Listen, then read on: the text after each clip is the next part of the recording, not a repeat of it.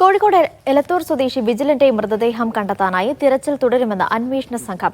വിജിലന്റെ മൃതദേഹം കുഴിച്ചുമൂടിയുന്ന പ്രതികളുടെ മൊഴിയുടെ അടിസ്ഥാനത്തിൽ സരോവരം പാർക്കിനോട് ചേർന്ന് ഇന്ന് പരിശോധന നടത്തിയെങ്കിലും മൃതദേഹം കണ്ടെത്താനായിട്ടില്ല. രാവിലെ 9 മണിയോടെയാണ് സരോവരം പാർക്കിനടുത്ത് ചതുപ്പിൽ മൃതദേഹം കണ്ടെത്താനായി പരിശോധന തുടങ്ങിയത്. കേസിലെ മുഖ്യപ്രതി എരഞ്ഞിപ്പാലം സ്വദേശി നിഖിലിനെ സ്ഥലത്തെത്തിച്ച് നിഖിൽ പറഞ്ഞ സ്ഥലത്താണ് പരിശോധന നടത്തിയത്. വെള്ളം നിറഞ്ഞ ചതുപ്പിലെ വെള്ളം ഒഴിവാക്കാനായിരുന്നു അന്വേഷണ സംഘത്തിന്റെ ആദ്യ ശ്രമം.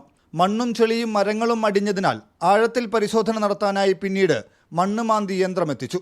എന്നാൽ മഴ ശക്തമായതോടെ മണ്ണ് നീക്കം ചെയ്യൽ ദുഷ്കരമായി. ഇതോടെ മൃതദേഹം കണ്ടെത്താനുള്ള തിരച്ചിൽ താൽക്കാലികമായി നിർത്തി.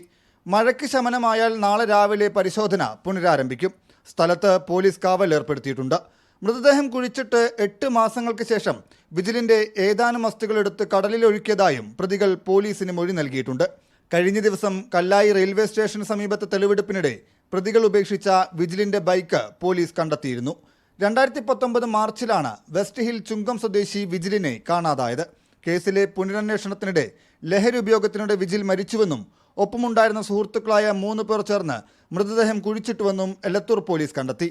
തുടർന്നാണ് എരഞ്ഞിപ്പാലം സ്വദേശി നിഖിൽ, വേങ്ങേരി സ്വദേശി ദീപേഷ് എന്നിവരെ അറസ്റ്റ് ചെയ്തത്. പൂവാട്ടുപറമ്പ് സ്വദേശി രഞ്ജിത്ത് കേസിൽ ഇനിയും പിടിയിലാകാനുണ്ട്. മീഡിയ 1 കോഴിക്കോട്.